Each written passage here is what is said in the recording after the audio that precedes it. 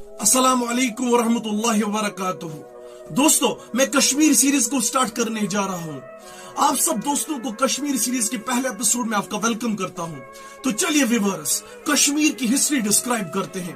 दोस्तों, कश्मीर का अगर लफ्जी तर्जुमा किया जाए तो इसका मतलब है पानी से खुशक होने वाली जमीन। दोस्तों, यहाँ का मानी है पानी और शमीर का मतलब है झील। दोस्तों, रिवायत कहती है कि कश्मीर असल में झील थी। कश्मीर की तारीख जनूबी एशिया में वसीतर इंडियन सब कॉन्टिनेंट की तारीख के साथ जुड़ी हुई है, जिसके इर्द गिर्द के इलाकों में सेंट्रल एशिया और ईस्ट एशिया के असरात हैं। तारीखी तौर पर कश्मीर का हवाला सिर्फ मगरबी हिमालय की वादी कश्मीर है।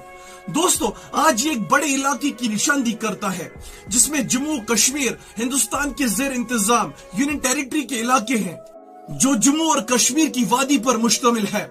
आजाद कश्मीर और गिलगित बल्तिस्तान पाकिस्तान के जेर इंतजाम है। और दोस्तों, चीन के जेर इंतजाम ये इलाका है अक्साई चिन। दोस्तों, ये सारे इलाके पहले कश्मीर के हिस्से में थी, जब कश्मीर एक आजाद रियासत थी। दोस्तों, पहली सदी के पहले हाफ में कश्मीर का इलाका हिंदुइज्म का एक अहम मरकज यानी सेंटर बन गया था, और बाद में मौर्य एम्पायर और काशुनास के दौर में बुद्धिज्म का भी। इसके बाद 9वीं सदी में कारकोटा डायनास्टी के दौर में शिविज्म की मुकामी रिवायत पैदा हुई। ये हिंदू राज के 7 सदियों में परवान चढ़ा। दोस्तों, उत्पला और मौर्य डायनास्टी 14वीं सेंचुरी के वसत में खत्म हुआ।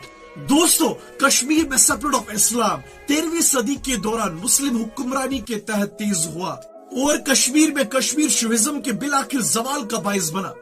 शाहमीर कश्मीर का पहला मुस्लिम हुक्मरान बना 1339 ईस्वी में, जिसने शाहमीर खानदान का इफ्तिताह किया। अगली 5 सदियों तक मुसलमान बादशाहों ने कश्मीर पर हुकूमत की, इंक्लूडिंग मुगल एम्पायर। दोस्तों, कश्मीर में सुल्तान शमसुद्दीन के दौर में मुस्लिम हुक्मरानी कायम हुई, जिसकी खानदान ने 222 साल तक वादी कश्मीर पर हुकूमत की। इस खानदान का सबसे बड़ा हुक्मरान बिलाशुबा सुल्तान ज़ैनुल आबिदीन था। इनके दौरे हुकूमत में कश्मीर सकाफी यानी कल्चर और सियासी तौर पर अपने अरूज पर था। वो बुनियादी तौर पर सेक्युलर नजरिया रखने वाला आदमी था और तमाम अकीदे और मजहब की यकसान सरपरस्ती करता था। इन्होंने कश्मीर को एक अजीम कल्चर का मरकज बनाया और सीखने को तरजीह देने और लोगों की इकोनॉमी की तामीर के लिए सख्त मेहनत की। बादशाह अपनी महारत की एक्सटेंशन के लिए बेचैन नहीं था, लेकिन वो कश्मीर से ताल्लुक रखने वाला तस्वीराती अहमियत के हामिल इलाकों से इलाहिदगी के लिए इतना ही हिचकिचाता रहा जितना लद्दाख और बल्तिस्तान के सरदार, जिन्होंने इसके तरक्की पसंद शहाबुद्दीन और सिकंदर की वफादारी का इतराफ किया था।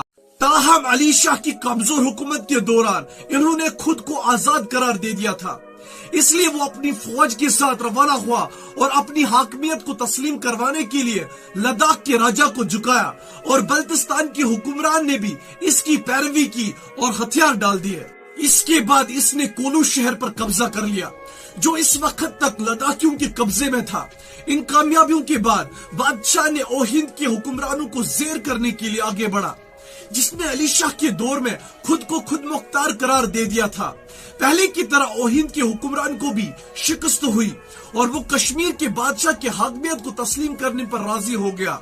ज़ैनुल आबिदीन ने मुख्तलिफ बैरूनी ममालिक के साथ एम्बेसी खानों का भी तबादला किया। खास तौर पर इसने खुरासान, मिस्र, मक्का शरीफ में अपने एम्बेसडर भेजे। ज़ैनुल आबिदीन ने एग्रीकल्चरल प्रोडक्ट्स की तजारत और तजारत की तरक्की के लिए कई इकदाम किए थे। इसने इरिगेशन के लिए बहुत सी नहरें बनवाई। इन कामों और वसी इलाकों की बहाली के नतीजे में कश्मीर खुराक में सेल्फ सफिशिएंट हो गया। ज़ैनुल आबिदीन की जमाने में सालाना 5,50,000 टन चावल पैदा करता था। सल्तनत को 1546 ईस्वी में मुगल सल्तनत में शामिल कर लिया गया। 1757 ईस्वी में कश्मीर अहमद शाह दुर्रानी के कंट्रोल में आया, और अफगानिस्तान, जिसने हिंदुस्तान पर कई बार हमला किया और फिर कामयाब भी हुआ। मुगल एम्पायर, जिसने 1747 ईस्वी से 1819 तक हुकूमत की। इसी साल रंजीत सिंह के मातहत सिखों ने कश्मीर पर कब्जा कर लिया।